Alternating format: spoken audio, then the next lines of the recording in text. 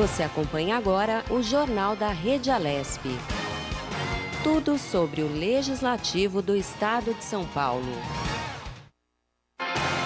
Olá, bom dia. Hoje é quarta-feira, dia 29 de julho de 2020. Eu sou o Luciano Teixeira. E eu sou Priscila Silvério. Está começando agora o Jornal da Rede Alesp.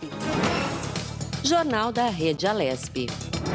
Bem, pessoal, o Jornal da Rede Alesp, na cobertura ao combate do coronavírus, preparamos diariamente para você atualizações, todas as informações sobre a pandemia do coronavírus. Entrevistas com especialistas de vários setores parlamentares à volta dos trabalhos do Legislativo em plataforma digital não presencial.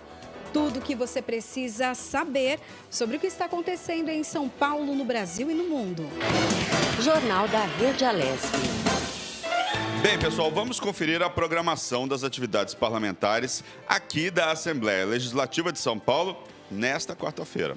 Olha, a partir das 2h30 da tarde, reunião conjunta das comissões de Constituição e Justiça, também Meio Ambiente e Desenvolvimento Sustentável e Finanças, Orçamento e Planejamento. Olha, essas comissões elas vão analisar, então, o projeto de lei 369 de 2019, que proíbe a fabricação, armazenamento, transporte e soltura de fogos de artifício barulhentos.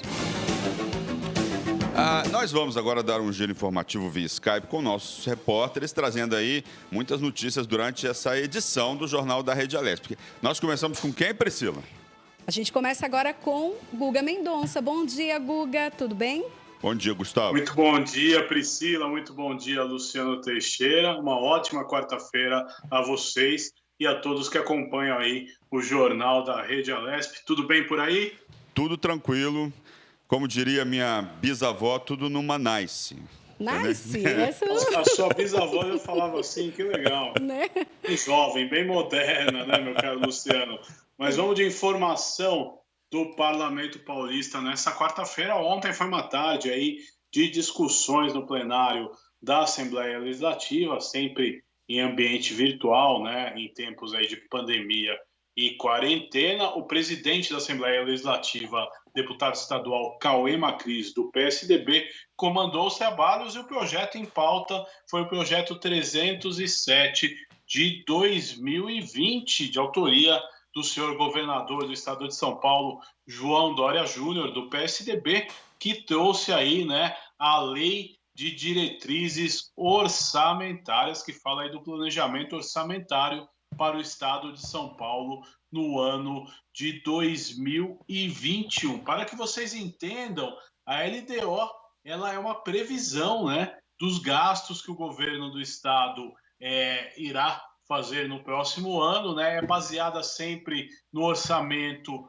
do ano anterior e ela tem que vir para aprovação até metade do ano corrente, né? No caso, neste ano, em 2020, para que aí sim seja elaborado o orçamento do estado de São Paulo para 2021. Sem dúvida nenhuma, meu caro Luciano e Priscila, é um ano atípico, né? Porque nós estamos ainda passando por essa pandemia, sem dúvida nenhuma, os orçamentos do Estado, da União e dos municípios, ele fica comprometido porque tivemos gastos aí essenciais na área da saúde. Então, essa previsão de orçamento ela é muito importante e é bem peculiar, porque ainda estamos passando por essa situação toda. Em plenário, na sessão extraordinária, que, como eu disse, foi realizada em ambiente virtual, foi aí analisado o e-mail,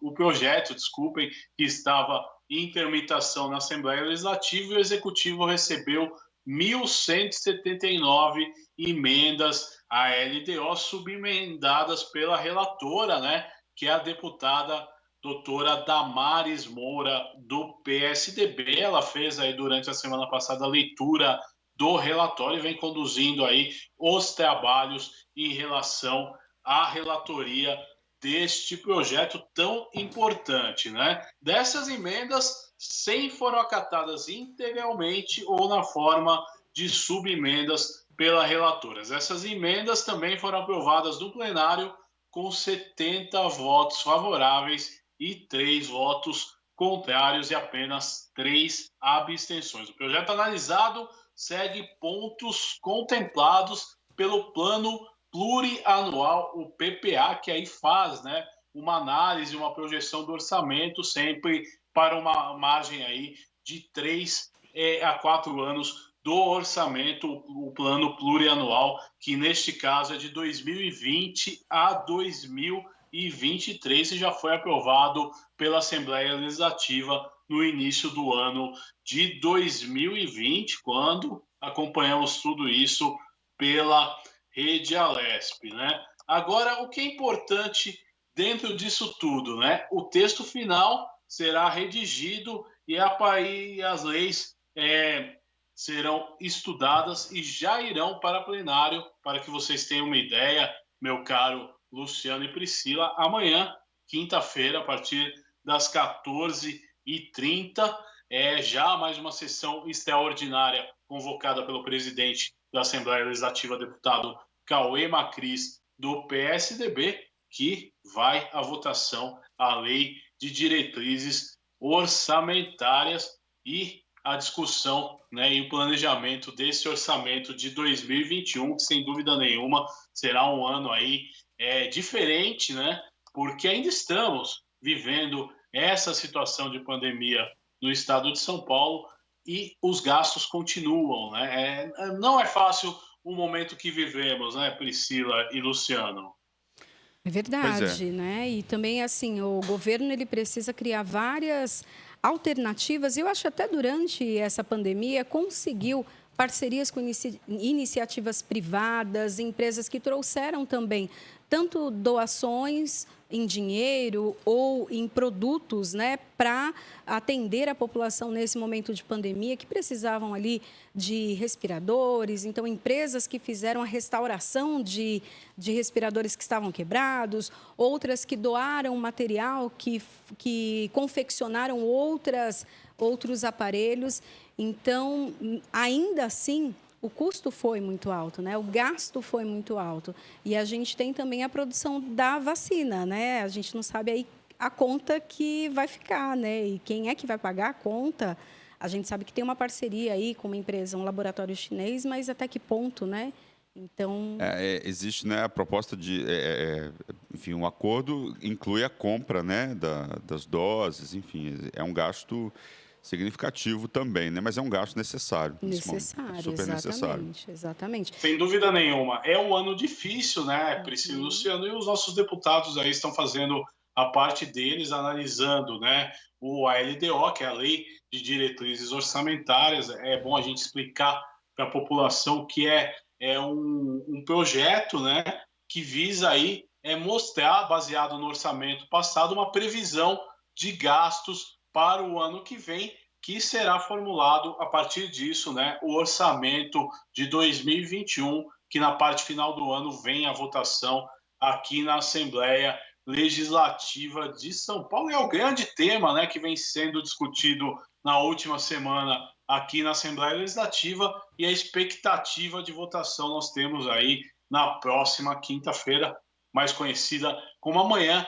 a partir das 14h30 em mais uma sessão extraordinária em ambiente virtual. Eu tenho mais um destaque, né, que não tem relação direta com a casa, mas é interessante a gente ressaltar que alguns prefeitos do ABC Paulista anunciaram que as aulas na rede municipal não voltarão dia 8 de setembro, conforme foi autorizado aí pelo Plano São Paulo do governador João Dória. Principalmente a cidade de São Bernardo do Campo e Santo André optaram no momento por continuarem com as aulas aí de forma remota. Então, segue a informação que saiu nas primeiras horas dessa manhã, e também o município de São Paulo estuda deixar, né, a responsabilidade e a escolha aos pais de alunos que assinariam um termo dizendo que preferem que o filho fique em casa e não vá à aula. Então, esse seria um andamento, e devemos ter também algumas novidades na coletiva do governador João Dória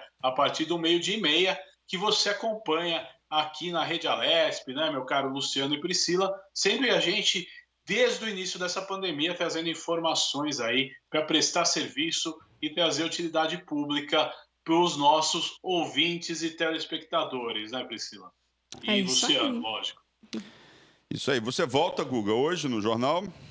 Eu volto, estou à Ah, disposição de vocês aí, volto no próximo bloco, tem mais informação, vamos falar mais um pouquinho dessa lei de diretrizes orçamentárias, alguns detalhes interessantes e também, lógico, os projetos de lei que têm sido protocolados aqui na Assembleia Legislativa, os nossos deputados trabalhando de forma online, mas os trabalhos da casa cada vez mais dinâmicos, né? Muita coisa acontecendo aqui na Assembleia Legislativa e a gente traz aí todas as informações para o telespectador ligado nesse jornal da Rede Alesp desta quarta-feira, meio de semana, né? O tempo mudou, um pouquinho mais frio, mas vamos aqui com muita informação e opinião para o telespectador da Rede Alesp. Tá certo, Luciano e Priscila? Estou aqui na escuta. Quando precisar, estamos sempre aqui para trazer informação para o nosso telespectador, tá ok?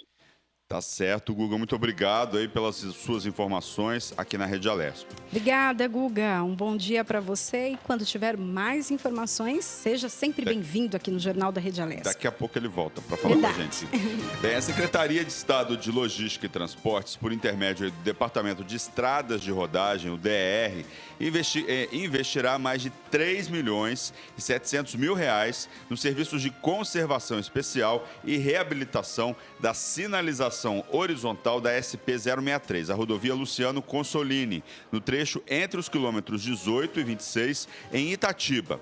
A iniciativa atende reivindicação do deputado Edmir Chedid, do Democratas. De acordo com o parlamentar, as atividades terão início nas próximas semanas e serão executadas pela Conter, que é a Construção e Comércio SA, que venceu o processo licitatório aberto pelo DER. Abre aspas.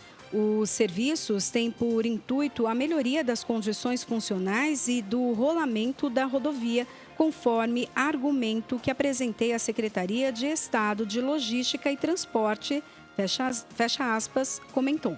O deputado Edmir Chedid explicou que, dessa forma, será possível manter por mais algum tempo as condições de tráfego da SP-063, abre aspas. O ideal seria a execução de obras e de serviços de restauração de grande porte em toda a extensão da via. Mas, enquanto isso não ocorre, conseguimos a liberação desse investimento para garantir o conforto e a segurança dos usuários desse sistema viário, fecha aspas, afirmou o parlamentar. Entre os serviços de conservação especial contratados pelo Departamento de Estradas de Rodagem estão as intervenções na camada de rolamento, estrutura do pavimento e no sistema de drenagem superficial e profunda, além da reabilitação da sinalização horizontal da SP-063. Abre aspas. A expectativa é de que as atividades estejam concluídas entre o fim deste ano e início de 2021. Fecha aspas. Jornal da Rede Alesp. O Guga estava falando do tempo hoje, né? A gente fala, tempo, conversa de elevador, né? Tá friozinho, né? O inverno esse ano aqui em São Paulo ainda não chegou. Eu gosto de calor, não sei você. Você tá aí sem roupa de frio. Você sente menos frio que eu acho aqui.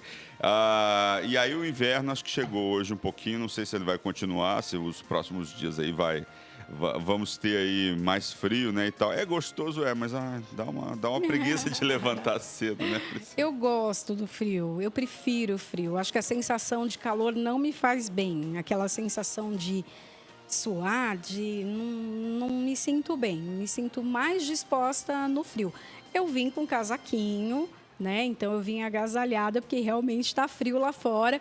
Eu não sei se aqui são as luzes também. Fica mais quentinho.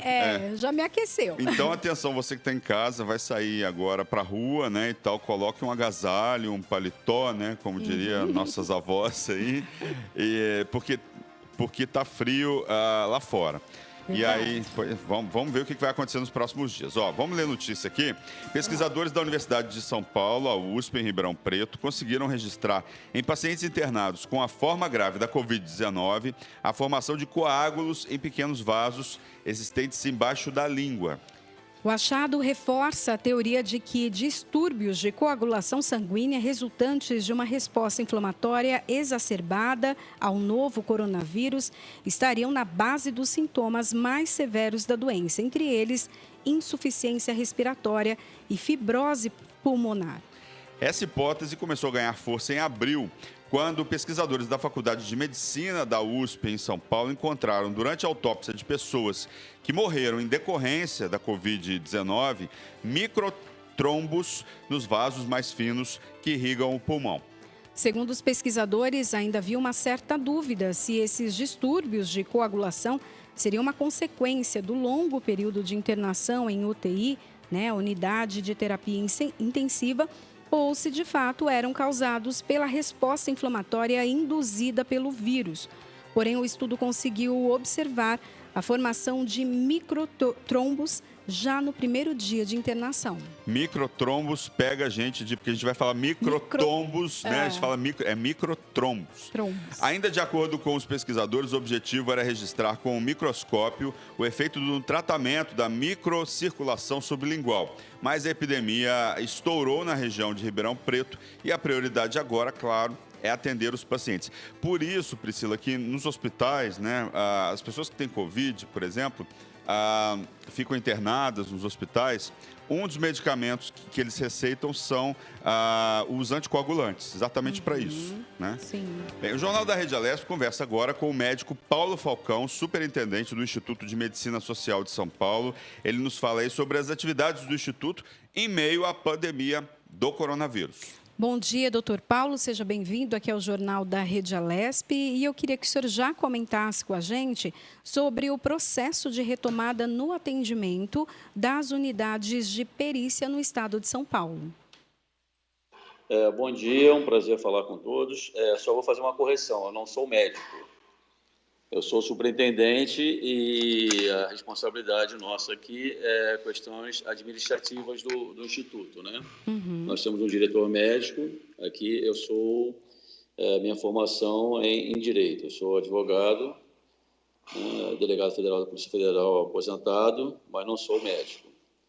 Nós estamos fazendo uma retomada gradual, especialmente aqui na nossa sede, na Barra Funda, em que nós estamos já fazendo já há algum tempo, no começo de julho, né, a retomada gradual com relação aos exames de DNA, vínculo genético, e as outras demais perícias de medicina legal, com todos os cuidados, com todos os equipamentos necessários, EPIs, colhendo a temperatura de quem chega, distribuindo máscaras também para a substituição das pessoas que chegam aqui ao Instituto, usando álcool gel na entrada, durante o atendimento, com todas as precauções necessárias.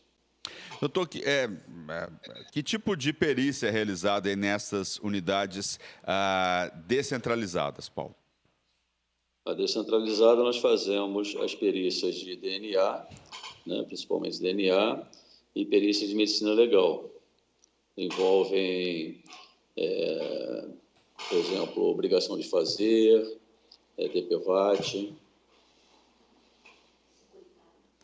securitárias também. São vários tipos de perícias, são uma gama bem razoável de perícias que nós fazemos. Paulo, o Instituto de Medicina Social e de Criminologia de São Paulo expandiu o peticionamento eletrônico durante a pandemia. Eu queria que o senhor explicasse, então, para a gente o que é esse serviço, como ele funcionou, então, de forma eletrônica e se isso ajudou também a acelerar esses processos. Bastante. No início, eram 60 e poucas unidades da Justiça, as varas que estavam interligadas conosco, e agora são todas do Estado. Antigamente até pouco tempo, nós fazíamos toda a informação aos juízos via e-mail ou papel, e-mail físico. Hoje, o juízo já encaminha a ordem para a perícia, aqui é designado o perito, e esse perito agora, então, ele já encaminha o laudo para o IMESC, já em meio digital, e Pelo peticionamento eletrônico, nós já fazemos diretamente ao juízo, quer dizer, então não há mais contato físico, não há mais papel, é tudo eletrônico, o que agiliza bastante, né? Mesmo em época de pandemia, mesmo não tendo, né, com os fóruns fechados, nós podemos atender o juízo com mais celeridade. O senhor acredita que um serviço digital como esse veio para ficar, né? A gente pode esperar o atendimento aí 100% ou grande parte aí, no formato digital? O que muda com esse serviço e o que vai ficar para depois da pandemia? Sim, esse serviço de entrega de laudo, recebimento de petições, de determinações do juízo, isso tudo é digital, isso veio para ficar realmente. Agora, as perícias, elas são presenciais, né? Ou então, em alguns casos, elas são feitas por via indireta. Mas o peticionamento eletrônico, a entrega, o recebimento dos laudos pelo juízo e as determinações ao IMESC são todas digitais. Não há mais meio físico. Doutor, eu queria que o senhor explicasse um pouco para a gente, né, essa questão do DNA, né, essa coleta. Existe uma coleta que seja gratuita ou em que momento, então, essa coleta é analisada por vocês? A coleta ela é gratuita quando há a justiça gratuita, né? Ou seja, quando há o hipossuficiente, o juízo decreta nos autos a gratuidade de justiça, então a pessoa não paga absolutamente nada, né? Esse é um custo absorvido pelo Estado, é o custo do IMESC, que é o Estado que absorve. Então, essa perícia é absolutamente gratuita, não há pagamento de honorários, de peritos, nada. Os peritos recebem pelo IMESC. Paulo, 7 pontos vão funcionar no mês de agosto, né? São 17 pontos, 7 vão voltar a funcionar, né? Que é o Américo Brasiliense, Araçatuba, Registro, São José do Rio Preto, Santos, Sorocaba e Taubaté, né? Pelo menos é o que está aqui para a gente. Os outros 10 pontos voltam a funcionar quando no Estado? Você tem isso? Eles voltam quando houver a certeza, né, da flexibilização do próprio Estado, né? Quando houver a certeza que aquelas áreas podem voltar a funcionar. Mas, por enquanto, né, a gente depende, né, dos próprios municípios, de atender, né, os critérios sanitários, epidemiológicos. Por enquanto, não há essa previsão. E quais são os principais ações que vocês tiveram, então, no departamento para agora trabalhar de uma forma segura, né? A gente já sabe de alguns protocolos, uso de máscara, álcool em gel, mas vocês criaram algum protocolo diferenciado para esse momento e para a atuação de vocês, que é diferenciada? Sim, todos os peritos, né, os médicos, psicólogos, eles utilizam-se de EPIs, inclusive aquela máscara facial, né, o protetor facial. Eles utilizam, né, todos os equipamentos necessários, os jalecos de proteção, as luvas, né, as máscaras. E os periciandos também, como disse, ao chegarem aqui, eles recebem um saquinho onde eles depositam a máscara que eles estavam utilizando até chegar aqui ao Instituto e recebem uma nova, que é para total proteção. Então, eles recebem uma máscara nova, né, sem uso, são obrigados, né, a utilizar o álcool gel e também a medição da temperatura para que não haja nenhum tipo de problema. Se ele apontar que há uma temperatura mais elevada, ele não é recebido aqui, mas é orientado a procurar um atendimento médico em um hospital. Foram registrados casos de contaminação Covid-19 entre o departamento de vocês, né, no Instituto de Medicina Social de São Paulo? Não, zero. Não há nenhum tipo de informação a esse respeito. Nós não temos nenhum caso registrado. Tá certo, o Jornal da Regialesp. Gostaria de agradecer o Paulo Falcão, superintendente do Instituto de Medicina Social de São Paulo. Muito obrigado pelas suas informações aqui no Jornal da Regialesp. Muito obrigado, à disposição. Obrigado. Obrigada, Paulo. Um bom dia. Bom dia. Bem, a Lei de Diretrizes Orçamentárias de 2021 é aprovada em sessão extraordinária virtual aqui da Assembleia Legislativa. A LDO é uma prévia do orçamento para o ano que vem. É ela que define as metas fiscais e as prioridades para os investimentos que serão feitos pelo governo paulista. No total, 62 parlamentares votaram a favor e 20 contrários ao relatório da deputada doutora Damares Moura, do PSDB. O texto aí pede a revisão do orçamento do Estado para 2021, por causa, é claro, da pandemia da Covid-19. A proposta é de autoria do governador de São Paulo, João Dória.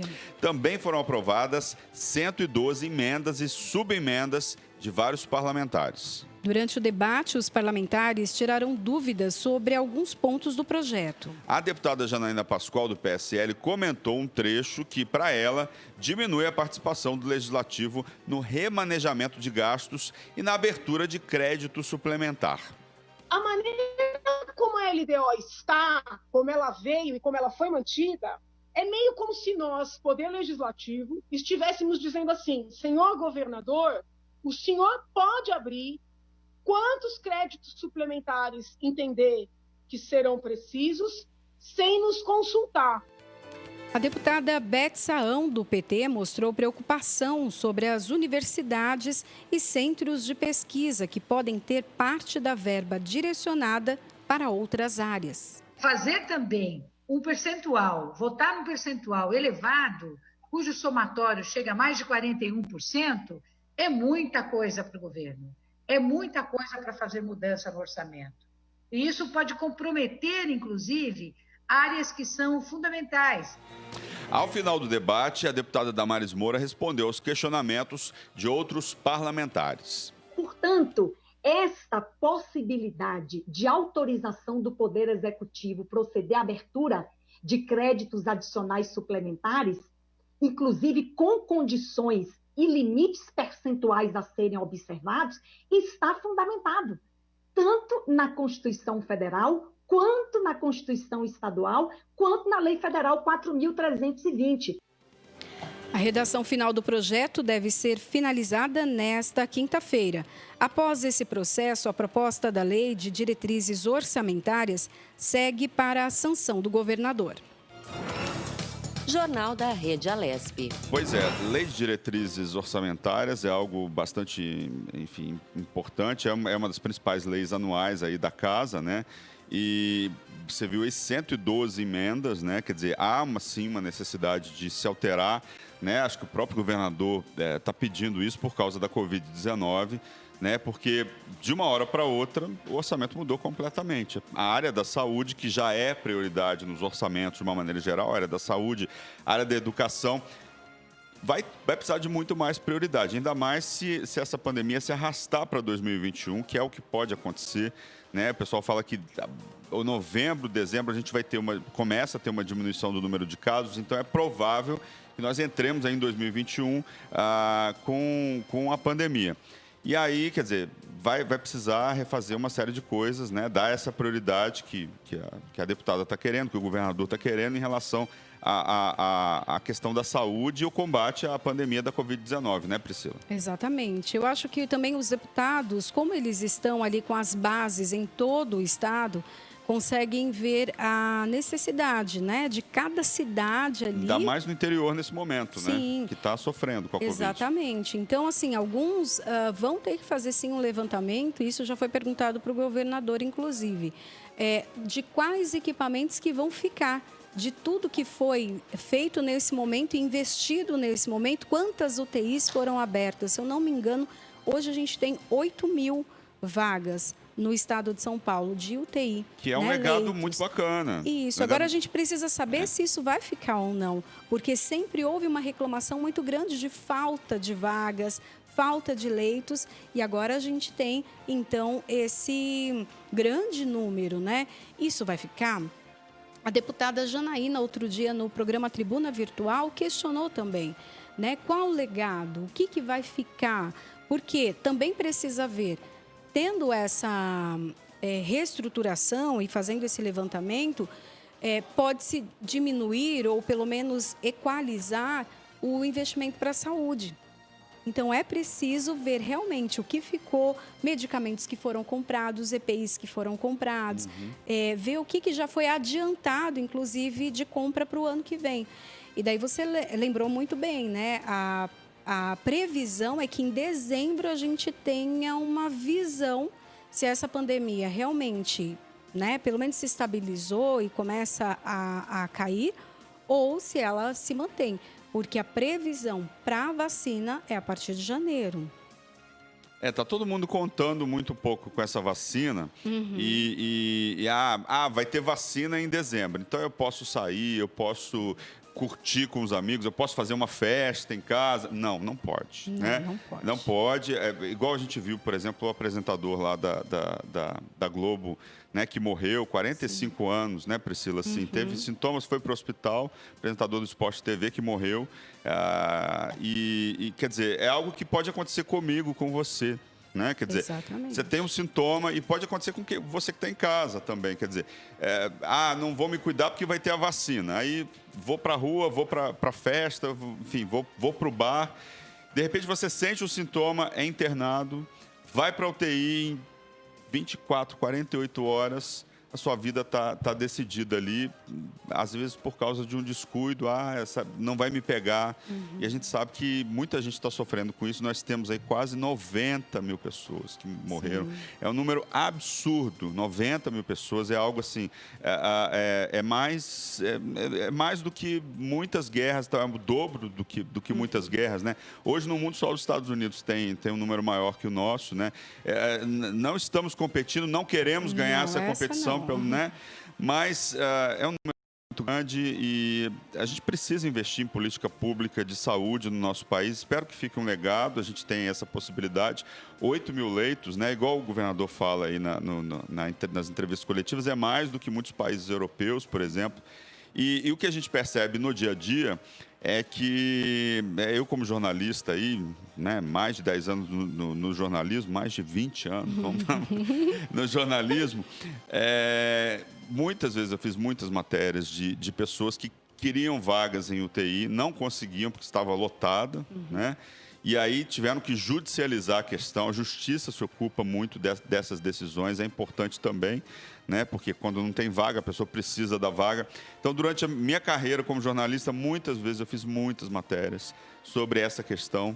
E a gente sabe da necessidade. Vamos ver vamos ver o lado bom dessa pandemia. Vamos ver se fica esse legado para a área de saúde, né? Se nós temos aí práticas mais adequadas. Não estou dizendo que não tinha antes da pandemia, mas assim, é sempre uma evolução em relação a isso. E vamos ver o que vai acontecer. Né, exatamente. Você trouxe um exemplo, né, do jornalista que faleceu, né, acho que é ontem, né? Rodrigo Rodrigues. E a gente vê até nas redes sociais, nós temos muitos amigos em comum, né, do jornalismo, e todos falando de uma forma muito comovida. Eu não o conheci. Também não. Mas só da forma que as pessoas... Também, só por vídeo, mas da forma que as pessoas se manifestam em relação a ele, parecia ser uma pessoa muito boa e muito feliz, né? E a vida acabou num estralo, 45 anos.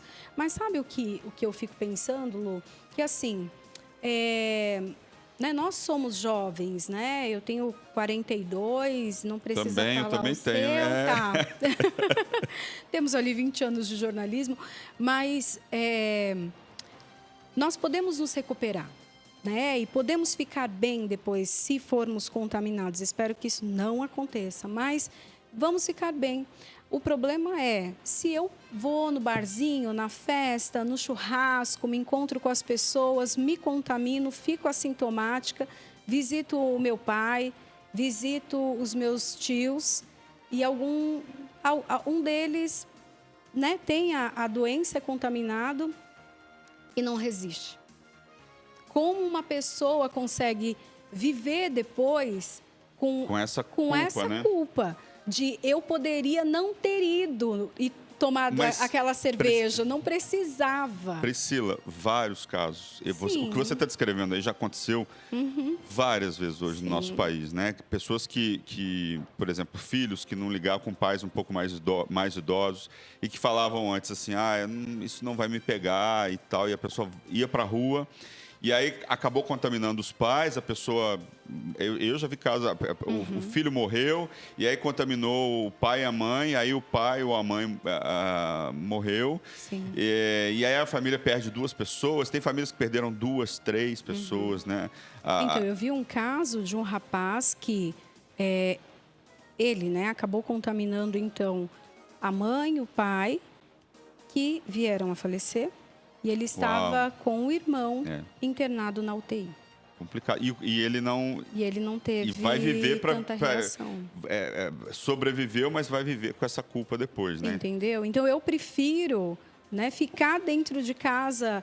é um ano perdido. Não, não é um ano perdido. Não, tem várias coisas que nós estamos aprendendo. Né? Nós estamos dentro de casa, né, com as nossas famílias, vivendo coisas que nós não vivíamos antes, tendo tempo, né, que nós reclamávamos tanto que não tínhamos, para prestar atenção em coisas mais relevantes até da vida. Eu acho que esse é um momento de análise também, de você olhar para você e ver o que realmente vale a pena.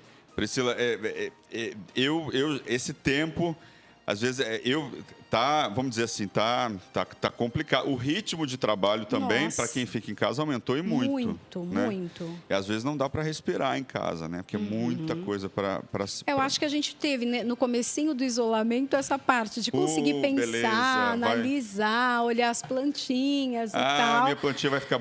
Tá ficando bonita, assim, né? Eu tenho lá umas lá em casa... Mas tem hora que não dá. Quem tem animal de estimação, por exemplo, que gosta de atenção, vê que você está em casa, está feliz ali com você que está em casa e tal. Algumas horas você senta na frente do computador e não para, né? E fica ali sentado 2, 3, 4 horas. Isso já aconteceu comigo. E aí o animal, ele quer atenção, ele para do seu lado, ele sobe na sua perna, né? Porque você fica tão concentrado ali. E é a mesma coisa ou mais, você estando em casa, trabalhando em home office, é a mesma coisa ou mais do que estando no trabalho, com a diferença que você não tem o deslocamento. E a gente sabe, a home office veio para ficar e a gente vai ver o que vai acontecer depois disso, né? Eu acho que se ficar, vai ser legal para o trânsito da cidade, vai ser legal para diminuir a poluição da cidade, enfim, uma série de coisas, né? Até a qualidade de vida e também a qualidade familiar, né? De você, né, para quem tem filhos ali, poder ficar um pouquinho mais perto também, conversar, escutar as demandas. É um barato, assim. Eu tenho me aproximado muito mais da minha filha, porque agora a gente tem passado as 24 horas juntas, né? E eu tenho aproveitado, né? Desde o começo da pandemia, eu falei, eu não vou me desesperar. Eu vou aproveitar esse tempo. Eu não sei o que vai acontecer, mas eu preciso aproveitar esse tempo, agora. E vocês, mulheres, têm uma questão que todo mundo espera, né? E não deveria esperar. A mulher é que vai, né, cuidar da casa. Então, não, isso é responsabilidade da mulher, do homem, de todo mundo. Da família. Né? E a mulher, muitas vezes, em muitos lares, tem uma jornada dupla, né, em casa, né? Então, também é uma outra questão para ser debatida e discutida, né? Enfim, o trabalho de vocês, enfim, igual você tem seu trabalho aqui na Rede Alesp, né? Enfim, então é uma outra questão que vocês acabam enfrentando que muitas enfrentam, né? E o que sobrecarregou nesse momento, conversando com outras mães, outras mulheres, é a questão das crianças sem aula, né? Porque nós precisamos ajudar o tempo todo. Então, no começo, você ajudava a questão da tecnologia, entrar nos sites, entrar no sistema, mandar as aulas, né, as lições para os professores. Era esse o desafio. Mas agora é o tempo todo, tudo que eles perguntam, eles estão fazendo alguma pesquisa, já te perguntam, e é isso, e aquilo, mãe. Então não é brinquedo, não. Bem, o Jornal da Rede Alesp conversa agora com o deputado Adalberto Freitas, do PSL. Ele fala sobre o projeto de lei 1186/2019, que institui a Semana de Conscientização da Síndrome Pós-Pólio. Bom dia, deputado. Seja bem-vindo aqui ao Jornal da Rede Alesp. Eu acompanhei até um pouquinho essa história da pós-pólio, né? Participei de algumas reuniões da Frente Parlamentar, discussões que o senhor participou, né? Parabéns, então, que essa semana pode-se, então, discutir esse assunto que é tão sério, né, deputado? Bom dia a todo o pessoal da Rede Alesp, a toda a equipe aí, que depois dos bastidores nos permitem aí participar e estar levando aí ao público aí, aos ouvintes da Rede Alesp aí, informações importantes sobre o nosso mandato, sobre o nosso projeto de lei. Muito obrigado. Olha, a situação aí, nós temos um projeto de lei, né, que é da síndrome pós-pólio. Nós acreditamos que isso é um primeiro passo para a gente poder estar levando ao conhecimento das pessoas o que é a síndrome pós-pólio, também chamada de SPP, né, que muitas pessoas não têm aí o conhecimento do que essa doença traz, né, porque é uma doença que originou de uma outra doença, que é a poliomielite, né. Uhum. Então nós temos aí um grande trabalho pela frente, né. Todos sabem aí que eu sou, acho que talvez o primeiro parlamentar que tem como chefe de gabinete um cadeirante, que é o Dr. José Vidotto, e ele teve a pólio e ele também tem o problema da síndrome pós-pólio.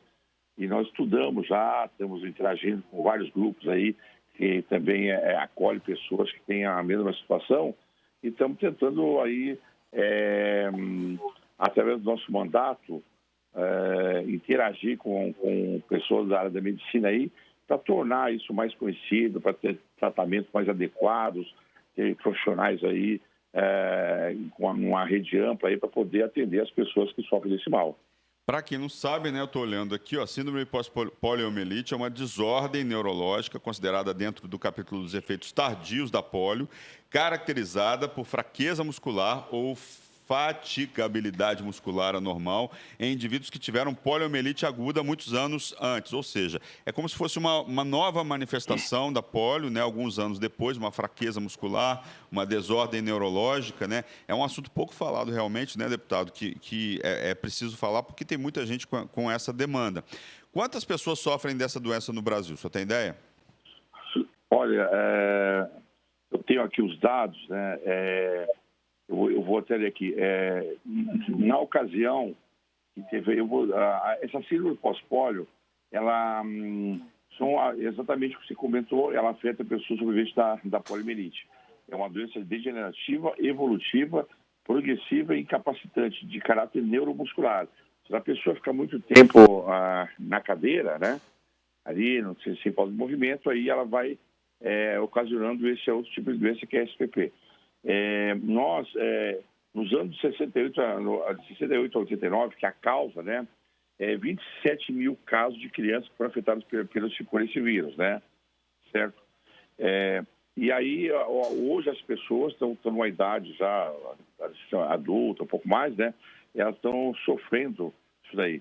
Hoje nós acreditamos aqui que depois de 30 anos, né, 70% das pessoas foram afetadas, né, que são 27 mil, se põe 70% aí, dá aí a base de, vamos supor aí, umas 20 mil pessoas que vão ser afetadas hoje com essa doença. Isso que nós não temos dados oficiais ainda, né, porque como não é muito conhecida, então não há muita estatística em cima disso aí. Isso aí, através dos grupos que a gente conversa, tudo, a gente tem essa informação. Pretendemos aí tornar um pouco mais sério aí na próxima censo que tiver, nós vamos tentar incluir aí esse item também para a gente ter uma informação mais precisa, né? Mas não são poucas pessoas não, viu? São muitas pessoas que sofrem com isso. Deputado, especifica um pouquinho para a gente como vai funcionar essa semana de conscientização da síndrome pós-pólio. O que ela vai conter? Olha, a ideia nossa, né, já está programado, né? Nós temos contato com várias entidades aqui do Brasil e de fora do Brasil também, tem convidado, a gente interage com as pessoas, né? Justamente para isso. Nós vamos fazer seminários, né? Discussões, fazer lives, webconferências com todas as pessoas que conhecem a doença, né? Que tem alguém na família que tem essa síndrome, né? E médicos estudiosos aí nesse assunto, né?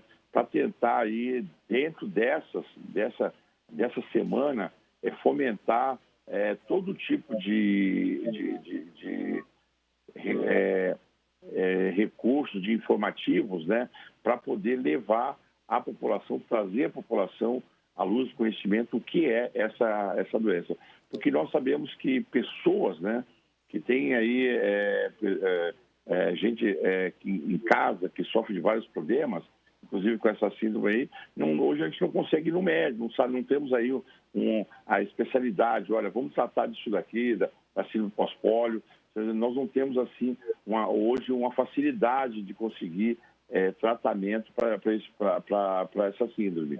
Então, é relativamente novo isso, né? Porque as pessoas vão se acometendo da doença e a ideia nossa é levar o conhecimento da população e até, inclusive, da classe médica, né? Do governo, das iniciativas aí da Secretaria da Saúde, Ministério da Saúde, trazer todo esse pessoal para essa semana para poder tentar viabilizar aí recursos e outros meios para poder tratar melhor essa síndrome.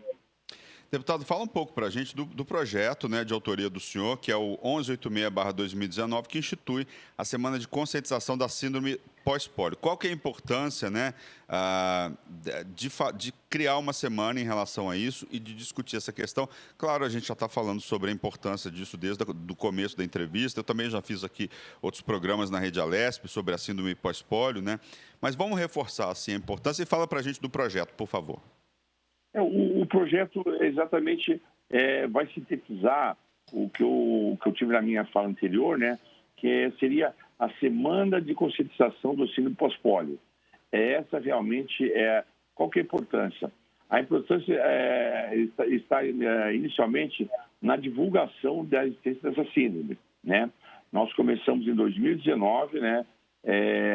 Nós realizamos já na casa, no dia 24 de setembro do ano passado, no plenário Dom Pedro I, um evento, né, que foi denominado, né, Condição de Vida dos Sobreviventes da Poliomielite e a Conscientização da População sobre a Síndrome Pós-Pólio, SPP. Levamos ao plenário associações como a G14, que trabalha há muito tempo com a situação, pacientes da poliomielite e síndrome pós-pólio, e a presidente da associação G14 se chama Andréa Silva, que é uma parceira nossa, que começou essa associação G14, que trata exclusivamente dessa síndrome pós-pólio, além de outras situações, né? Então, a importância será essa, ou seja, nós estamos começando um grande movimento para fomentar aí a divulgação, fazer pessoas para poder, no final, né, no decorrer de tudo isso, nós vamos estar falando após essa semana pós-pólio, levar ao conhecimento de todas as classes aí o que é essa síndrome. Não há muita novidade, não tem muita coisa que nós podemos fazer nesse momento, a não ser isso, trazer as pessoas para um debate na Assembleia Legislativa, que é a Casa de Leis, né, para nós tentarmos viabilizar caminhos aí para poder ajudar pessoas que têm essa síndrome. Essa é a real importância que pretendemos fazer na ESP, desde 2019, desde o começo do nosso mandato, estamos trabalhando com isso.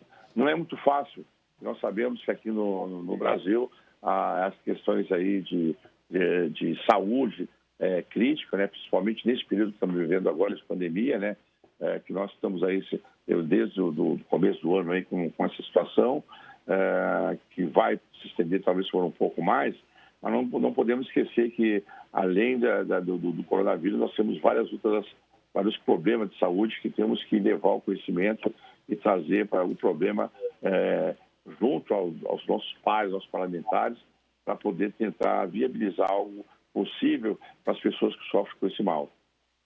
Deputado, é a expectativa do senhor pela aprovação? O senhor já tem conversado com outros parlamentares, há um grande apoio, há também uma expectativa já de ir a plenário? Exatamente. Olha, com todos os pares da Assembleia que eu conversei, com todas as lideranças, não há objeção nenhuma de nenhum partido, tanto de centro como de direita, de esquerda, todos são a favor, porque a maioria das pessoas, as pessoas sabem que o problema existe. Algumas pessoas têm, principalmente normalmente o parlamentar, ele convive durante o mandato, até a própria campanha política, ele acaba conhecendo várias pessoas de vários locais, várias comunidades, várias cidades, do interior, tudo, e com certeza ele já se deparou com alguma pessoa, um cadeirante, que a família levou para ele esse problema, né? E o parlamentar não tem muito o que fazer, né? A gente o que pode fazer é nós nos unirmos nesse momento, né? E como eu tomei a iniciativa, muitos deles me elogiaram e querem realmente nos ajudar nessa questão.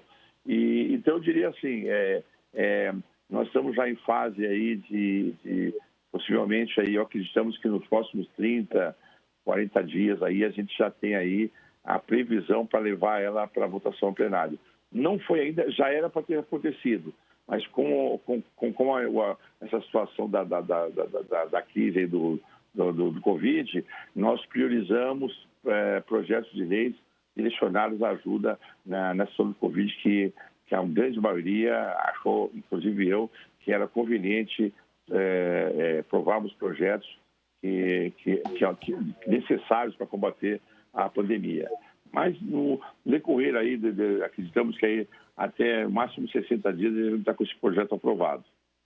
Deputado, falando aqui de coisas da casa, né, a discussão da Lei de Diretrizes Orçamentárias, né, tivemos aí 112 emendas, há aí uma movimentação para se adequar ao orçamento da casa em relação a questões de saúde, né, porque quando ele foi enviado, a gente ainda estava ainda no comecinho da pandemia. Como é que o senhor vê aí a discussão da LDO aqui na casa? Olha, eu participei assiduamente aí com o nosso pessoal aí, com a nossa bancada e com o pessoal com a liderança do governo e com a relatora também, a deputada Damares. E o que acontece nessa questão da LDO, justamente o que acontece com nós todos, né? Até dezembro do ano passado, nós tínhamos projetos para o ano seguinte, para 2020, achávamos aí que ia dar tudo certo, mas aí veio a pandemia e mudou a vida de nós todos. O Estado também não foi diferente. Nós sabemos aí, por conta da queda de arrecadação, a LDO terá que se adequar a essa nova realidade dos recursos, né, que vão ser disponíveis e tentar, dentro aí do possível, com a ajuda até do governo federal, de manter alguns projetos, né? Mas nós já sabemos que haverá aí um percentual a menor do que nós prevíamos, né? Por conta dessa queda de arrecadação. Mas nós estamos brigando aí, nós estamos priorizando aí a aprovação justamente nessa questão da saúde e educação, que é o foco maior, acho, de todo o governo, né? De manter a população sadia aí e as crianças na escola, né? Além de outras demandas. Mas nós estamos discutindo aí, nós estamos vendo aí novos recursos, porque acreditamos aí que essa pandemia ainda vai perdurar aí por um tempo aí. Eu particularmente, dependendo da opinião de outras pessoas aí, eu acredito que esse ano já está totalmente comprometido. Tanto é que foi divulgado ontem que eventos de grandeza que estariam aí bons dividendos econômicos para o Brasil, né? Como o Carnaval e para o mundo, aí, outros eventos mundiais aí, estão sendo adiados e seriam a partir do ano que vem, né? Então, por conta dessas decisões, podemos já garantir que essa crise, a pandemia, vai durar pelo menos até o final do ano. E com certeza, como está sendo retomado aí a situação econômica, algumas empresas já estão começando a se movimentar, o comércio está começando a voltar aos poucos, né? Então haverá uma lenta, vai ser muito lento para podermos chegar no patamar que estávamos no ano 2019. Então,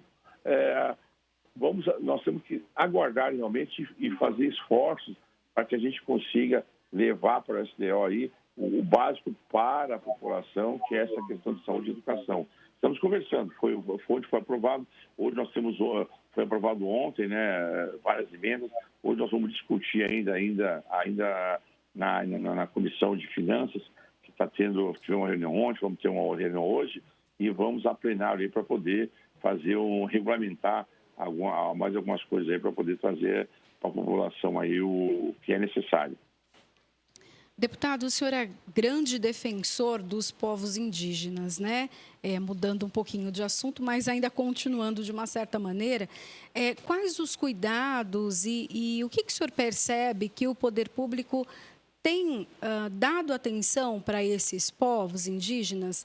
Ontem, inclusive, eu conversei com uma representante, uma estudiosa, na verdade, de povos indígenas, que falou de uma grande preocupação com a defesa da integridade, né, física dos índios em relação à Covid-19. Segundo ela, estão desassistidos, né? Eu queria que o senhor falasse um pouquinho disso, se há uma previsão de cobertura deles também.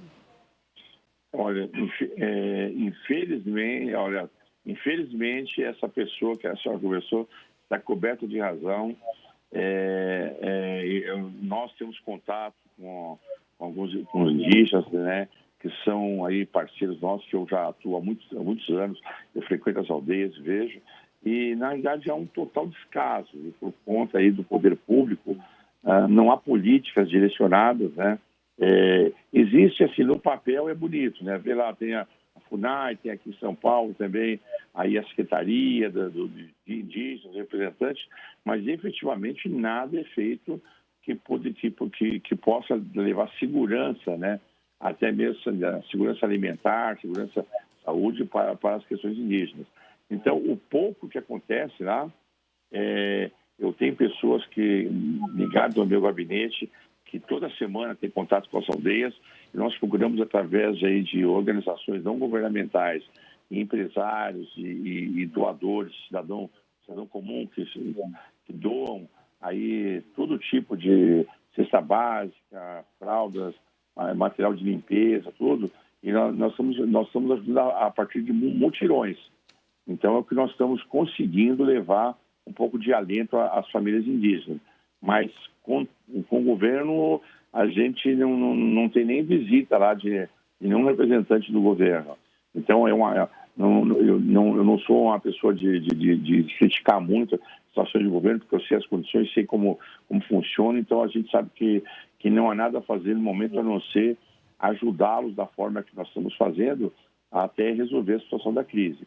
Mas eu acredito, tenho certeza que nós vamos, logo depois que passar tudo isso, vamos entrar aí com algumas medidas aí, cobrar aí o governo e as pessoas responsáveis aí para poder dar um pouco mais de atenção aos indígenas, porque já são pessoas que não moram bem, são muito afastadas, e qualquer problema que há aqui no centro nosso lá, esse problema ele pode ser multiplicado por 10, porque tudo que é ruim aqui lá é pior.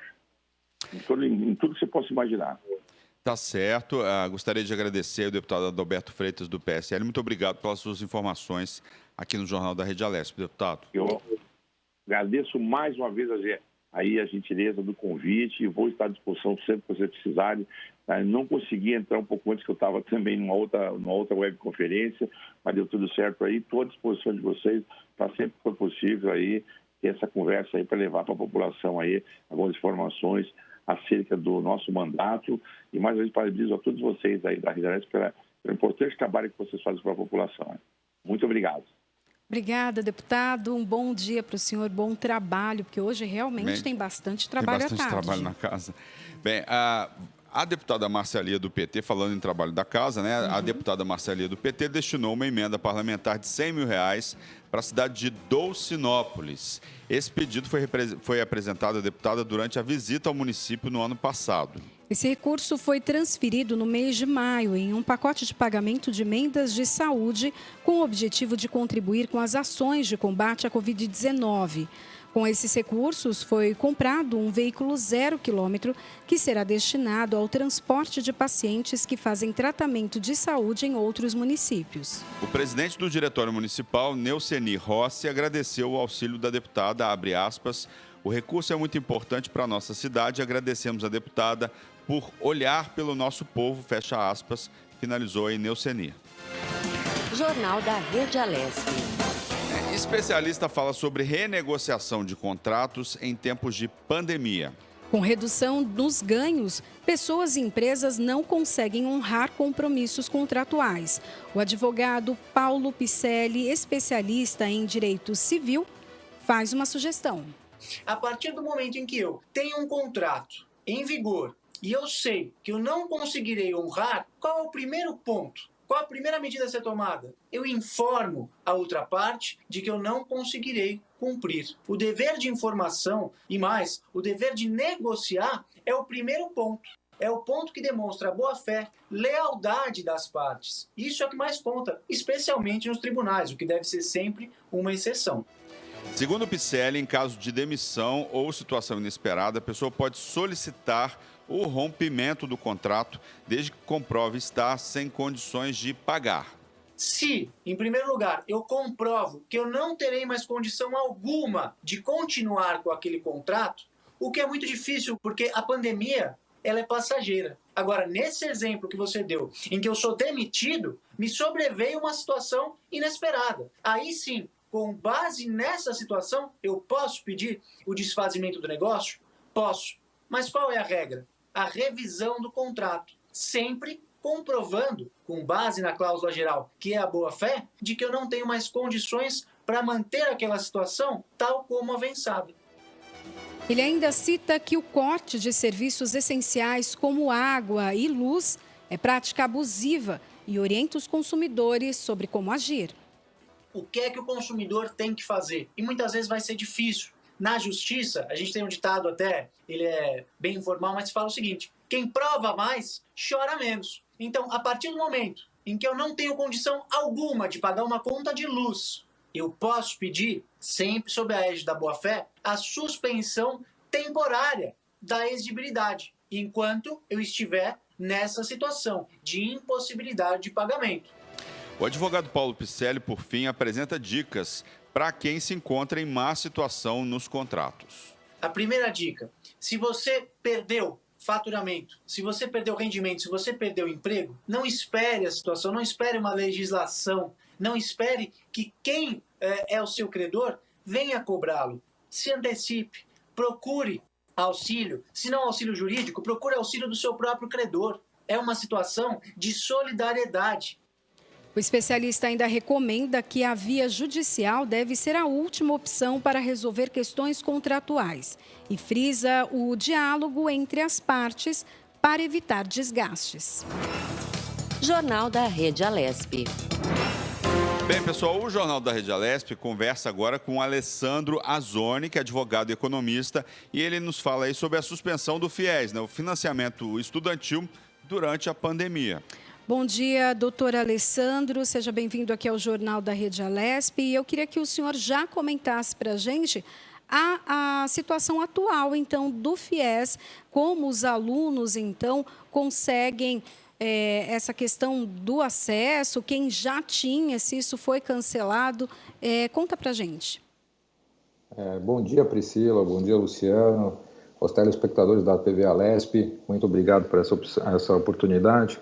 Realmente, os alunos já estavam com algumas dificuldades. O FIES já vinha enfrentando, dos contratos em amortização, praticamente 47% já encontravam-se inadimplentes, né? Então, o governo está tentando buscar um auxílio para aqueles alunos que estão estudando, né, que é naquela fase de utilização e carência, né, que é aquela parte que você ainda está dentro da universidade,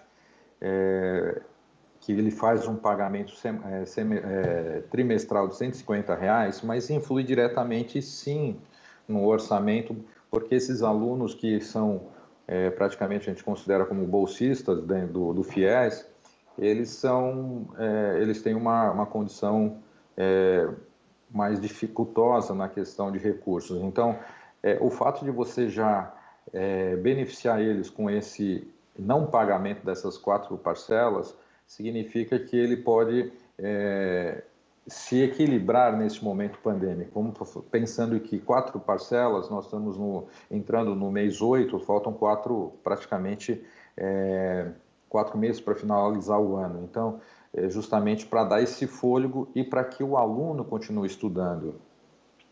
Quais são as consequências de uma evasão significativa de alunos nesse momento, né? Já que ficam 4 prestações, isso pode significar uma evasão grande de alunos para as universidades.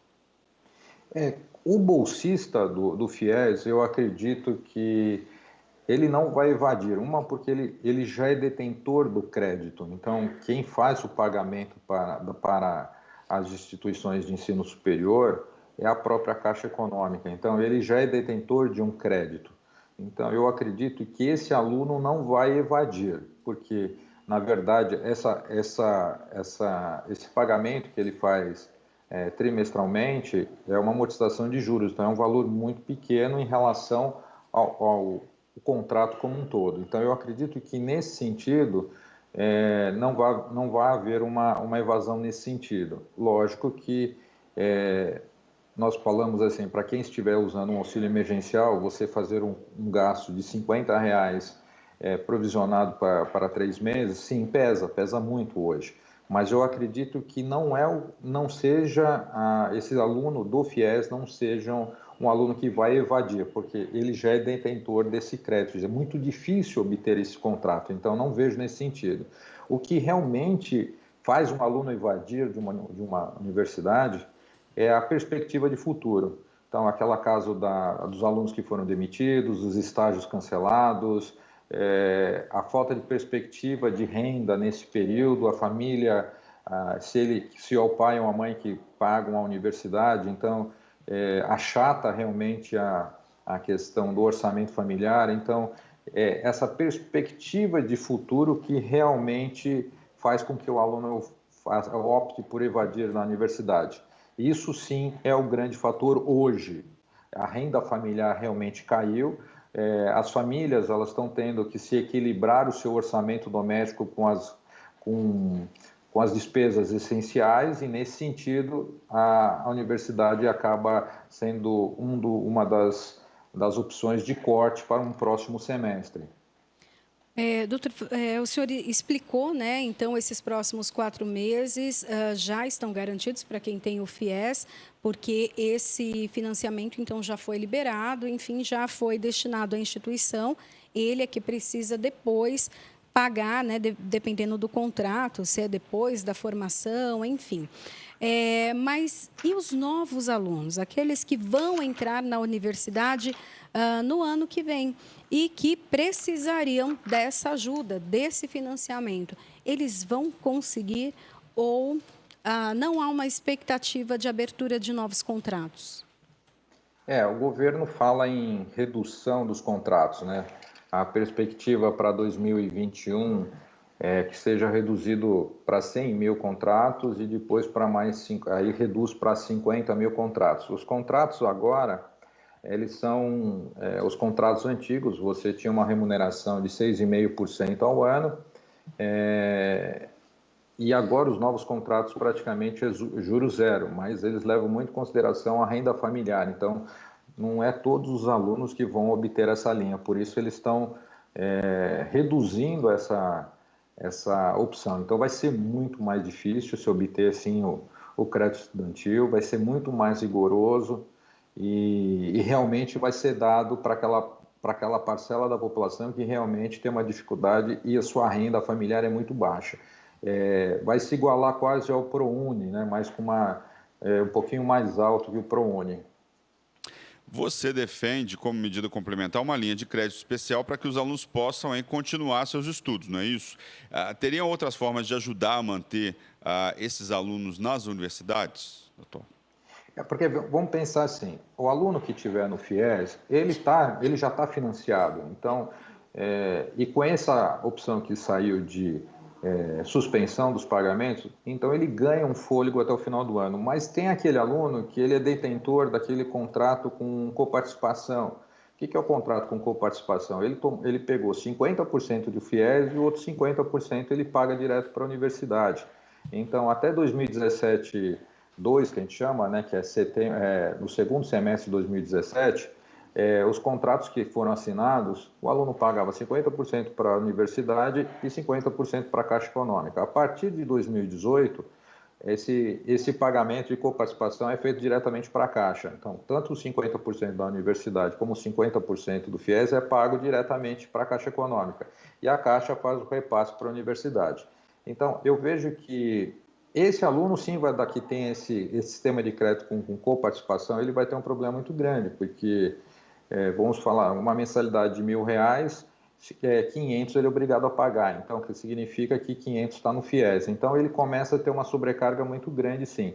É nesses contratos que eu acho que o governo tem que entrar também com um subsídio para os alunos, porque qual é a minha preocupação? A minha preocupação é que o aluno que tiver egresso de uma universidade, que for entrar para o mercado de trabalho, ele vai ter uma concorrência muito forte dessas pessoas que foram demitidas a partir de março de 2020. Ele vai disputar vagas com pessoas com um currículo altamente equilibrado, altamente qualificados, que vão se sujeitar a pegar um cargo mais baixo para voltar ao mercado de trabalho. Então, a concorrência para esse egresso vai ser muito difícil. Então, por isso que eu vejo que, se ele parar de estudar, já vai causar um problema muito grande na sua volta ao mercado. Então, eu vejo que o governo ele deveria pensar também, não só do contrato do FIES, que está 100% pactuado como pagamento, mas também aquele coparticipativo, ou até para os alunos que realmente sofreram uma queda de renda, para poder ter um subsídio nesse sentido de manter os seus estudos. Doutor, falando sobre evasão, quais as consequências disso, tanto para o aluno, tanto para o estudante que precisa, então, trancar a sua matrícula, né, trancar a sua inscrição, quanto para as universidades? Há uma preocupação muito grande também das instituições por conta disso.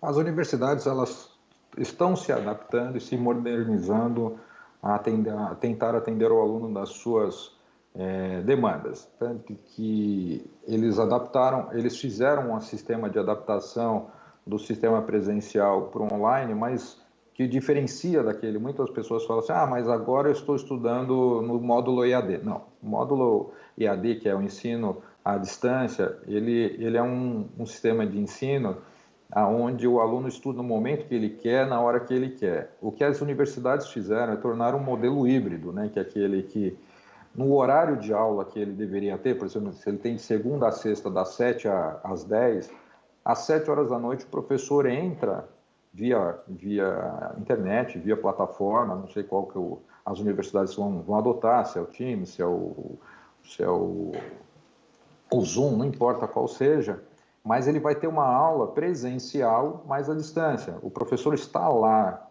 então não é que é uma aula que foi gravada, uma aula que vai ser disponibilizada para... Não. O professor continua dando a aula, você faz a pergunta, o professor está lá. Então, esse modelo híbrido, quase todas as universidades adotaram esse sistema. Então, e esse sistema, para você fazer essa adaptação, você requer tecnologia, significa plano de dados para os professores, equipamentos para os professores manter a qualidade de transmissão, a própria IES adaptar toda essa estrutura, e fora isso, quase todas as universidades reduziram o custo das suas mensalidades. Então, ela já está tendo uma arrecadação a menos e um investimento maior.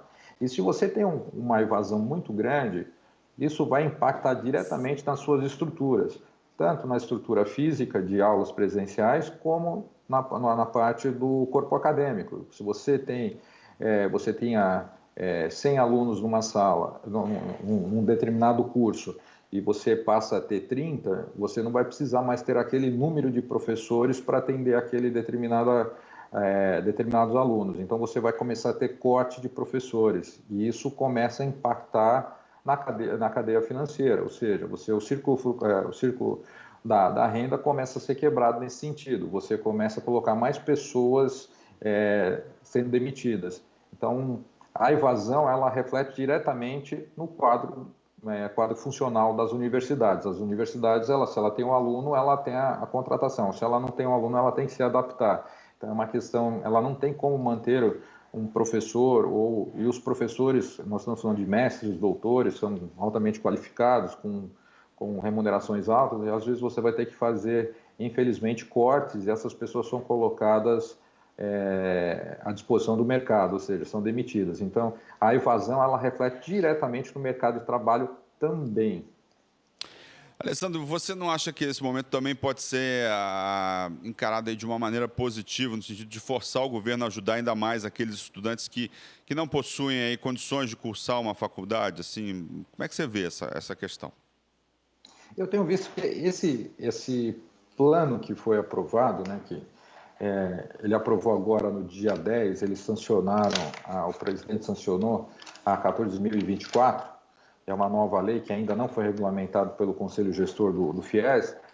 Ele cria uma nova possibilidade, que são as renegociações, de inadimplentes. Então, ele abre 4 possibilidades de pagamento, então ele vai abrindo para pagamento integral até dia 31, com abatimento 100% dos juros, parcelamento em 4 vezes, em 4 pagamentos semestrais com abatimento 100%, e assim ele vai indo progressivamente. Então ainda vai vir uma nova regulamentação ainda, que não saiu ainda, que vai possibilitar ainda esse reparcelamento. Porque assim, nós temos que lembrar também, o governo tem uma limitação.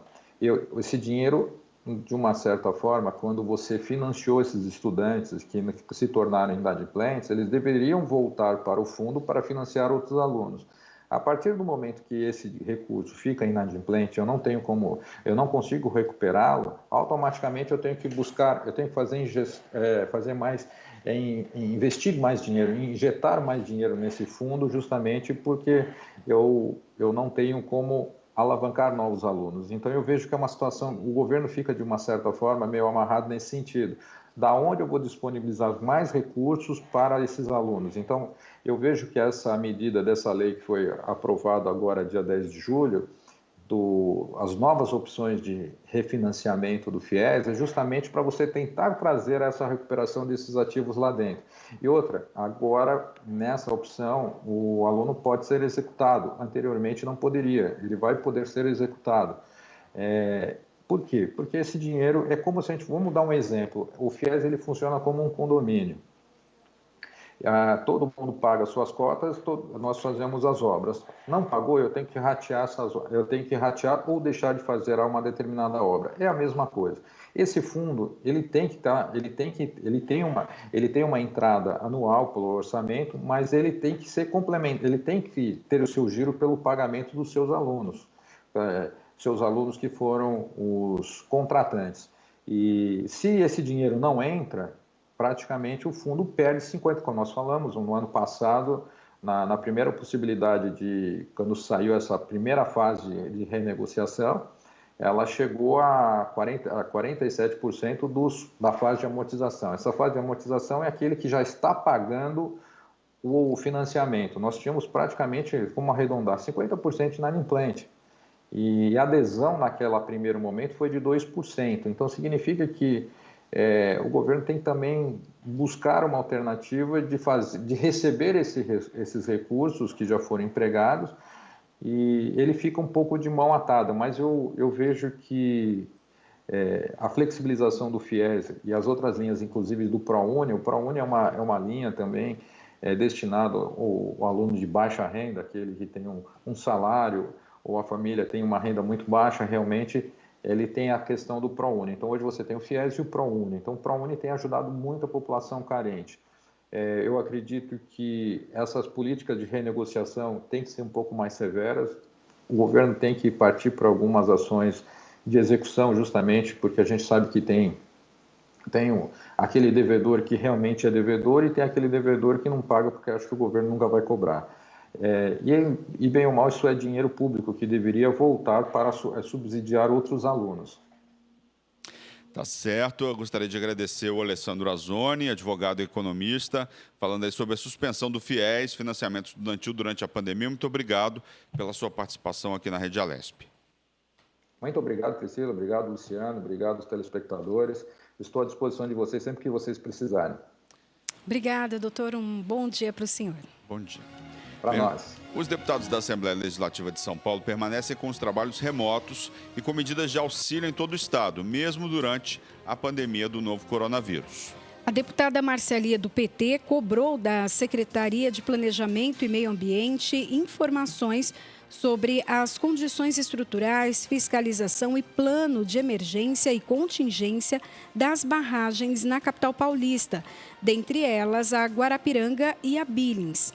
Foi protocolado este mês um documento na Lesp com o objetivo de conhecer os riscos que os moradores do entorno podem ter.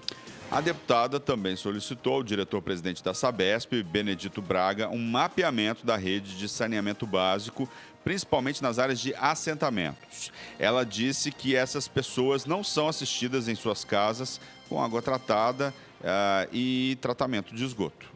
Do mesmo partido, o deputado Emílio de Souza, em reunião da CFOP com o vice-governador Rodrigo Garcia, cobrou soluções para os moradores da cidade de Osasco, a qual ele já foi prefeito. Ele questionou a situação do novo acesso à cidade através da rodovia Castelo Branco e da duplicação do viaduto único Gala Frio.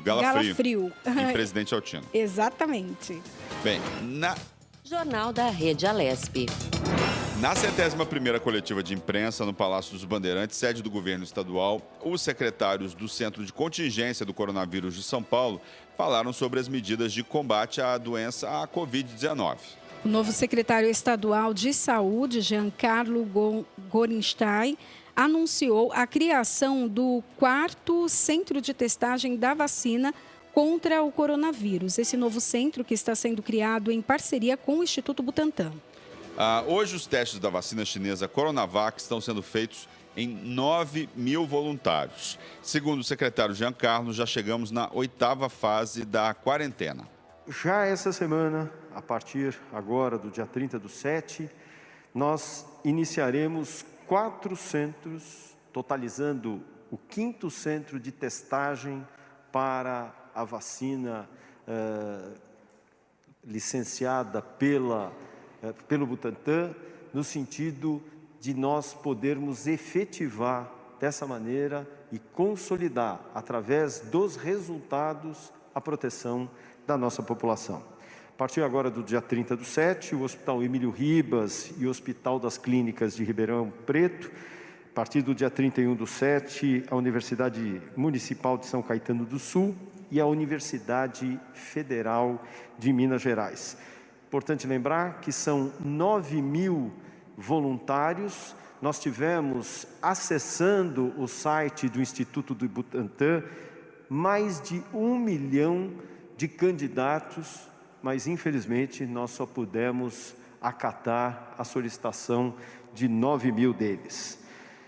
Nas próximas semanas, aliás, na próxima semana, nós anunciaremos 7 novos centros que farão a composição de 12 centros para a testagem da Sinovac no nosso país. O secretário de Saúde ainda falou da distribuição de mais 111 respiradores em mais de 11 cidades do interior paulista. Com isso, o governo de São Paulo totaliza 3.200 respiradores entregues aos hospitais públicos.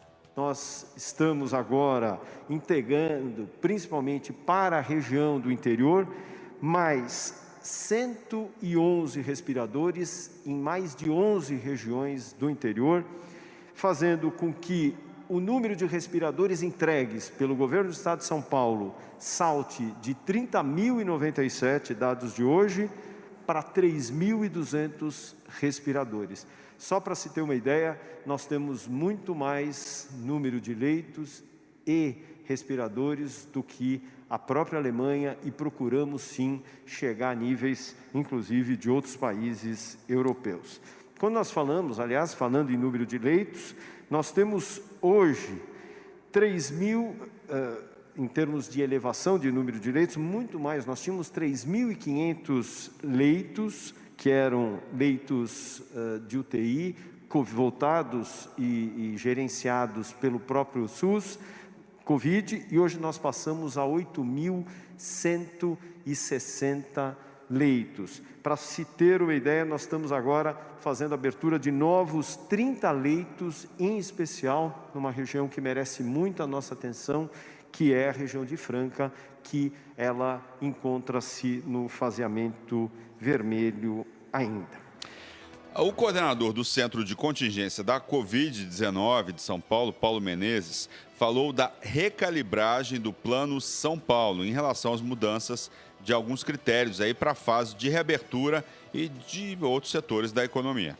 Nós apresentamos a recalibragem, mostramos quais os principais critérios e talvez, porque realmente quando nós mudamos alguns elementos ou fazemos alguns ajustes, é preciso um tempo para poder compreender exatamente o que isso significa.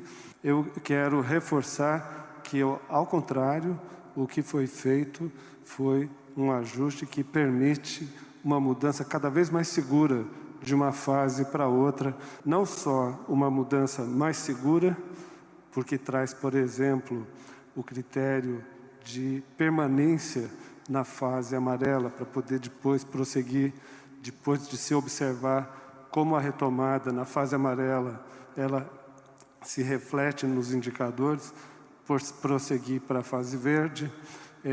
A exigência na fase verde de índices, indicadores de ocorrência de casos, internações e óbitos bem reduzidas comparado com as fases anteriores, algo que não havia, né?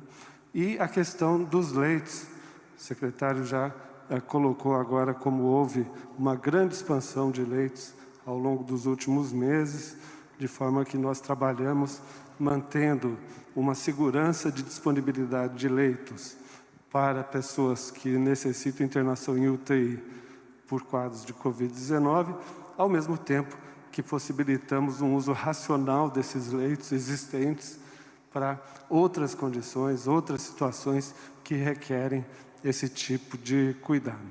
O secretário de Saúde convidou para participar da coletiva o médico e infectologista Jamal Suleiman, do Instituto Emílio Ribas, que contou um pouco da história do Instituto, que completa 140 anos de existência. A gente tem alguma... O médico Jamal falou da responsabilidade do hospital no atendimento a pacientes com outros tipos de doenças infecto-contagiosas, como HIV e agora no combate à Covid-19. A gente tem algumas outras pandemias em curso. Uma delas é HIV/AIDS, que continua em curso na cidade e essas pessoas precisam desse tipo de assistência. Então, como um hospital voltado para atendimento das doenças infecto-contagiosas, o que por si só já carrega uma carga de estigma, essa carga atinge os doentes e os seus cuidadores. E nesse contexto da pandemia, os profissionais de todas as áreas envolvidas na assistência física e religiosa rapidamente se prepararam, assim como todos nós aqui nessa sala, para responder a essa emergência de saúde e prestar o atendimento que a população de São Paulo merece. O Emílio Ribas é um hospital-escola 100% SUS, cujo papel foi determinante na assistência à pandemia. Foi e é, e será. Ele nasceu em 1880, durante uma epidemia de varíola, e rendeu seu primeiro nome, que é Lazareto dos Variolosos. Só que, antevendo a história, esse hospital começa como um hospital de campanha, vejam só. Então, é um hospital de campanha de 140 anos.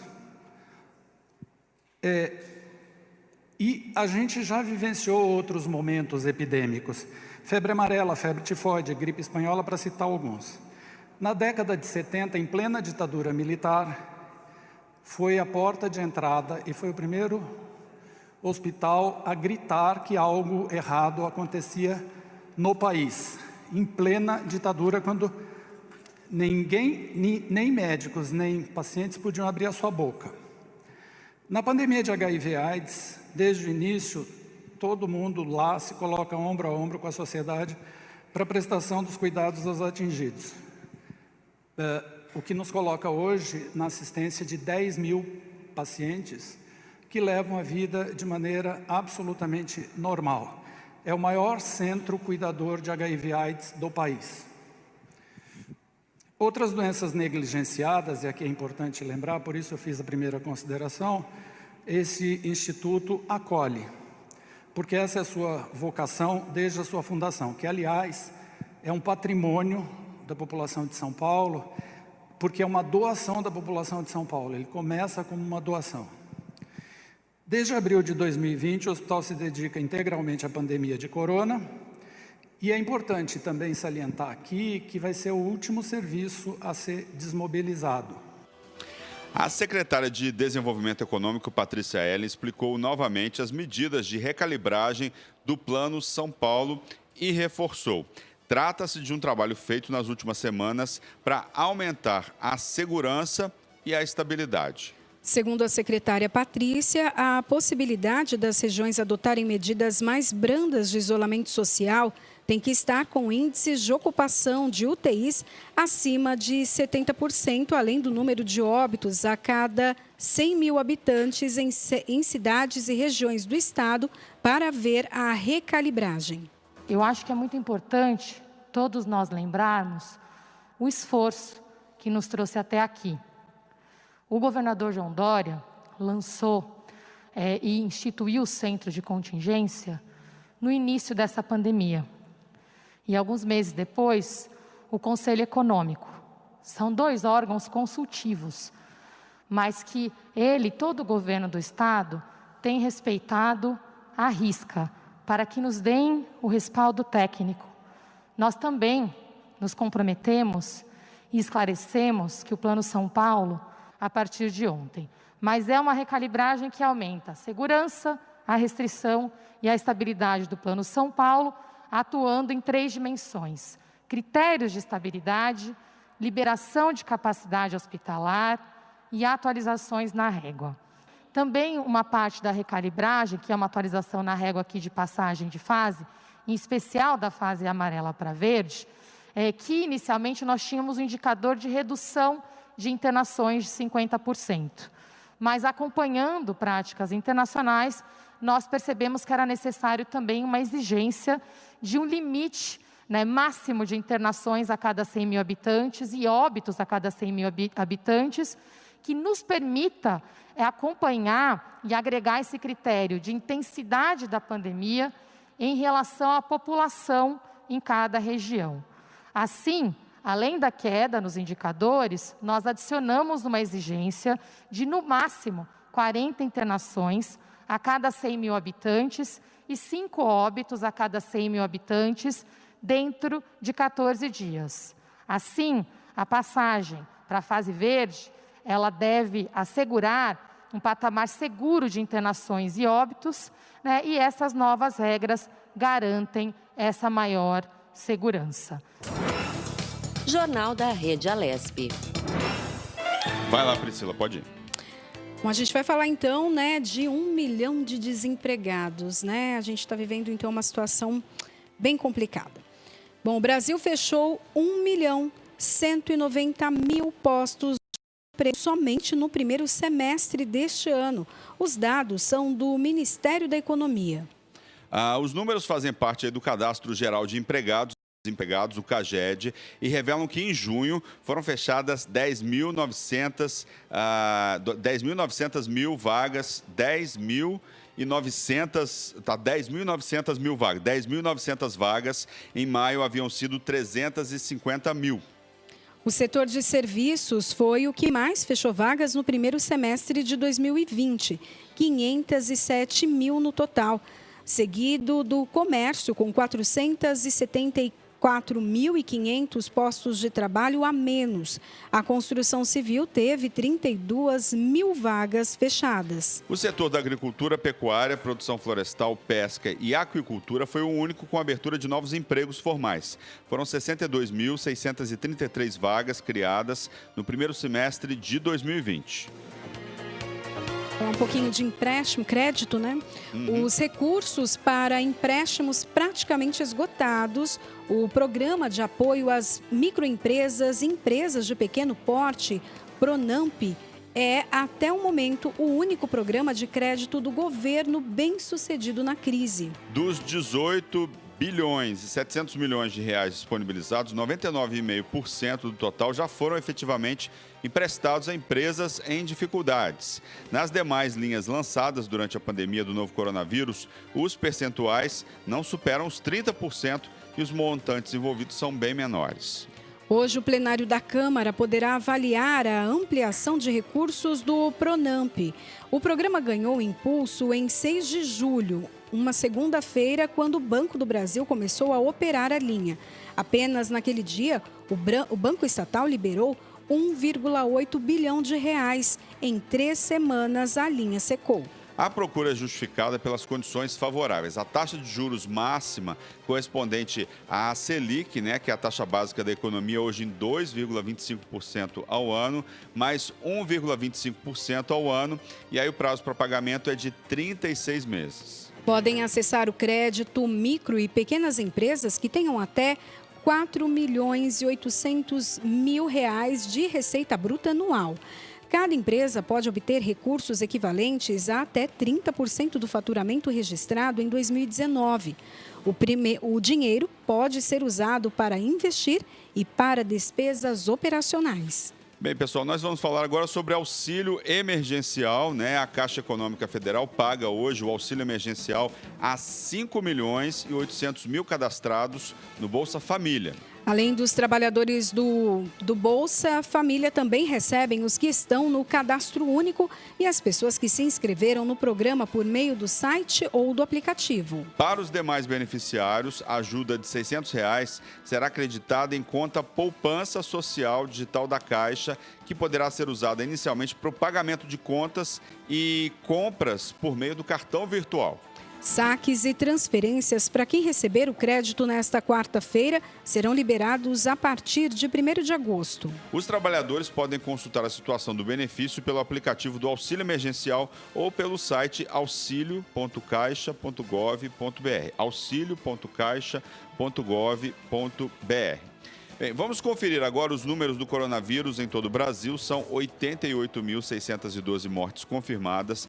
Até às 8 horas desta quarta-feira, aponta aí um levantamento feito pelo consórcio de veículos de imprensa a partir de dados das secretarias estaduais de saúde. O balanço indicou que 897 mortes aconteceram nas últimas 24 horas. 2.488.452 casos foram confirmados. Jornal da Rede Alesp. Confira agora o destaque que marcou esse primeiro bloco do Jornal da Alesp. A Secretaria de Estado de Logística e Transportes, por intermédio do Departamento de Estradas de Rodagem, o DR, investirá mais de R$ 3.700.000 nos serviços de conservação especial e reabilitação da sinalização horizontal da SP-063, a rodovia Luciano Consolini, no trecho entre os quilômetros 18 e 26 em Itatiba. A iniciativa atende à reivindicação do deputado Edmir Chedid, do Democratas. De acordo com o parlamentar, as atividades terão início nas próximas semanas, Priscila. Sempre falamos aí no finalzinho do bloco, São 11 horas e 8 minutos, E você fala para mim, repita. São 11 horas e 8 minutos. Adoro quando falam isso no rádio, acho bacana. Gosto bastante. Aí são 11 horas e 8 minutos e a gente sempre fala aí dos destaques desse primeiro bloco, E como é que você vê aí? Olha, o destaque aqui eu trago até do projeto de lei, do deputado Adalberto Freitas, que institui a semana de conscientização da pós-pólio. Olha, essa semana ela é muito importante porque essa doença ela é pouco conhecida. As pessoas, que tiveram poliomielite, aquela doença que acaba causando paralisia, nas pernas, enfim, alguma limitação, então, de movimentos. Naquele tempo, com a vacina, as pessoas pararam de ter esse tipo de doença. Mas, hoje, pessoas com mais de 40 anos e que tiveram a polio quando criança, hoje estão desenvolvendo a síndrome pós-polio. E são várias reações, Você já entrevistou, inclusive, já fizemos um programa a sobre presidente isso. Do G14, a Andréia. O O assessor também, né? Aham. E aí a gente tá... Aham. A gente vê que é uma dificuldade que muita gente tem. Sim. E que é preciso né, falar sobre isso, porque é uma doença que pouca gente conhece, a síndrome pós-polio é uma doença que pouca gente conhece. Sim. E aí a gente né, faz esse serviço aqui na Assembleia, existe aí esse projeto da semana de conscientização, então é importante falar sobre essa questão que atinge aí mais de 19, 20 mil pessoas aí, de uma maneira geral. Antes da gente encerrar esse bloco, a gente vai ler aqui mais uma notícia. A Comissão de Finanças, Orçamento e Planejamento, presidida pelo deputado Wellington Moura, do Republicanos, se reuniu em ambiente virtual para votar o parecer final do relatório do projeto de lei 307 de 2020, referente à Lei de Diretrizes Orçamentárias. A votação ocorreu de forma rápida, tendo apenas o pedido do deputado Paulo Fiorilo, do Partido dos Trabalhadores, para que fosse lido um pequeno resumo do relatório, que deixasse claro aos deputados o que estava sendo votado. Para que a gente vote sabendo o que nós estamos votando, se é possível, ou o senhor, ou o deputado Alex, que tem uma expertise enorme, que pudesse fazer só o resumo. O que incluiu e o que não incluiu, porque é isso que nós vamos votar, a redação final de um texto que foi submetido a votos. Se o senhor pudesse só dizer isso. O deputado Alex de Madureira, do PSD, que havia sido escolhido pelo presidente Wellington Moura para ser o relator na comissão, leu um trecho do relatório final antes que a votação fosse iniciada. Se é só isso que o deputado Paulo está pedindo, eu posso ler aqui, ó. Requeiro nos termos regimentais que a votação do projeto de lei 307 de 2020, que dispõe sobre as diretrizes orçamentárias para o exercício 2021, se proceda na seguinte conformidade. O projeto de lei, salvo emendas e subemendas, englobadamente as emendas 957, 1090 e a subemenda de número 1 a número 7, com parecer favorável da Comissão de Finanças, Orçamento e Planejamento. E as demais emendas englobadamente foram rejeitadas. É isso aí. Terminada a breve votação, o presidente Wellington Moura enfatizou o resultado aos deputados e deu como aprovado o projeto de lei 307 de 2020, referente à Lei de Diretrizes Orçamentárias, e encerrou a comissão. Esse aí foi o primeiro bloco, né, Priscila? O Jornal da Rede Alesp informando tudo que está acontecendo na luta e prevenção contra o contágio do coronavírus. Faz um breve intervalo. Daqui a pouquinho a gente volta com mais informação para você. Fica com a gente. Não saia daí.